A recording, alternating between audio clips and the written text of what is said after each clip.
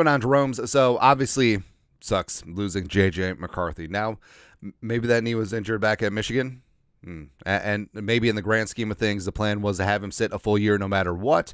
But it is what it is, and now it potentially removes the chance for him to have a C.J. Stroud type rookie season. But we're going to rally around Sam Darnold, and we're going to play good football, even though Darnold was always going to be the starter, right? And the Vikings quarterback depth, right? Meow. So we got Darnold as a starter. Mullins, you're definitely not getting rid of now as a solid quarterback too. And like Nick Mullins on a given day, I'm going to throw 4 touchdowns. I don't know to which team, but damn it, I'm throwing 4 touchdowns. Also, I mean, this is an important couple of practices, preseason games for Jaron Hall. Like, do you feel comfortable with him as QB3 this year, or do you have to go fish? And like the young quarterback market, it's a little bit thin as we approach 53-man cutdowns, but the Vikings certainly could get busy. But, of course, every single time there's a quarterback opening, Tom Brady. Right now, part of it is a meme, but even at age 47, like who would you trust? Like if you had to start a quarterback this year, who would you trust? A 47-year-old Tom Brady or a 36-year-old Ryan Tannehill? The answer is pretty straightforward and it's pretty easy, right? Tom Brady is the greatest quarterback of all time. That's it. Also, if you're Brady, you got to be feeling the heat from Mahomes just a little bit. I mean, Mahomes went in 3 and 5. Chasing after you, nipping at your heels, and you got to think Brady. I mean, Brady's got an ego. Plus, it's not like Gisele's going to leave him twice, and it's going to be like, hey, if I can win a Super Bowl in Minnesota, baby. I'm not saying. I'm just saying. And it's like we knew that Darnold was going to lose his job to a Michigan man, but we did not specify which one. That's it.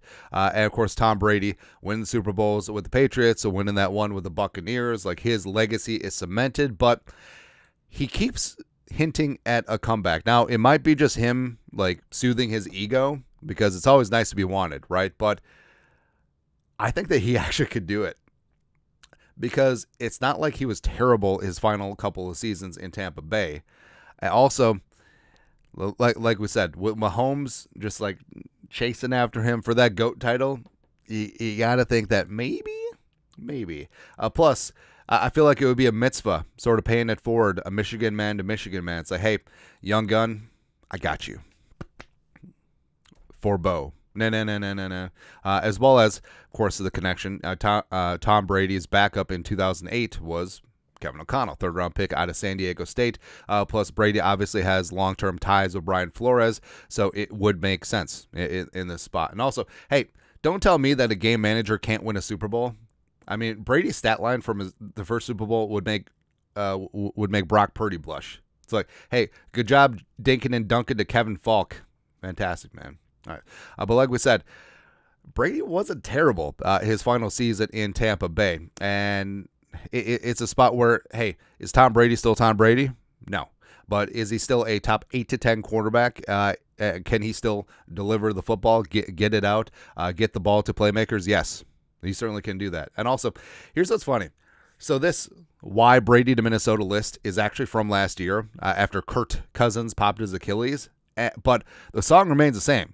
All of the reasons still hold true. So elite weapons here in the great state of Minnesota. Jefferson, Addison, eventually Hawkinson, Aaron Jones, Ty Chandler on the backfield. And also Jones being a really solid receiver helps out Tom Brady because he is in his dink and dunk era. But that's perfectly fine. Also, elite tackles in Darrisaw watching his ass, plus Brian O'Neill on the other side.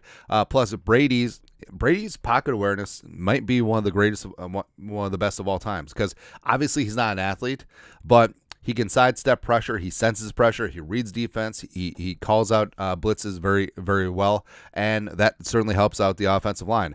Opportunistic defense with Flores on the other side. Familiarity with O'Connell and Flores would certainly help. Plus, obviously Minnesota family ties. I think his mom's from here.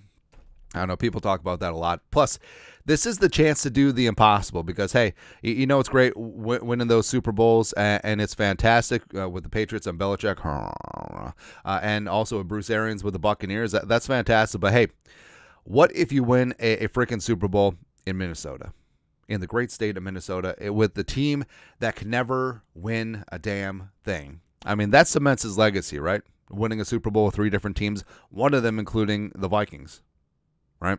And also, Patrick Mahomes could win 200 Super Bowls in the next 200 years after this, with like the robot of Andy Reid as head coach. But if Brady does this with Tom McVay in the great state of Minnesota with the Vikings, that legacy is secure, man.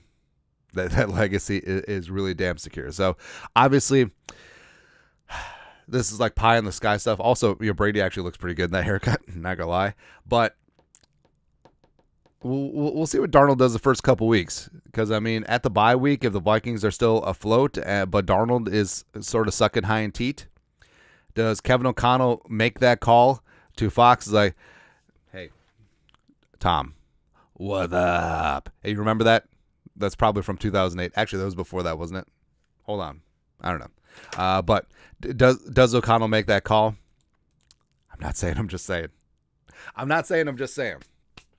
That's it. But your thoughts are our thoughts. Tom friggin' Brady, let's friggin' go. Let us know your thoughts. Comment section below. Subscribe for daily Vikings takes. Want to support the work? Put a little something in the Venmo. But till next time, Skol, production value.